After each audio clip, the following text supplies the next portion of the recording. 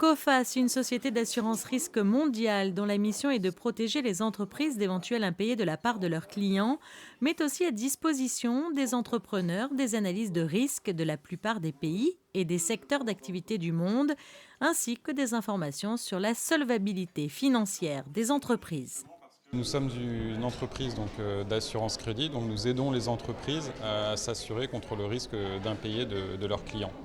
Et donc ce qui compte beaucoup en la matière, notamment à l'export, ce sont aussi les analyses en matière de risque pays que nous faisons, puisqu'elles permettent aux entreprises d'avoir une vision plus claire de la dynamique économique dans ces pays-là et puis d'une manière plus générale dans le monde.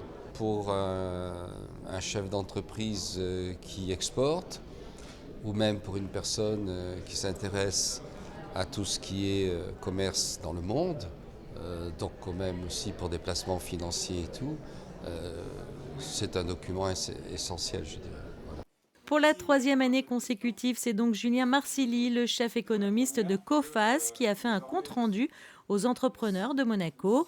Le risque pour 2017 a été évalué et cette année, davantage de bonnes nouvelles que de mauvaises. On est environ 4400 employés répartis dans un grand nombre de pays. On est présent directement dans 70 pays et indirectement dans une trentaine d'autres.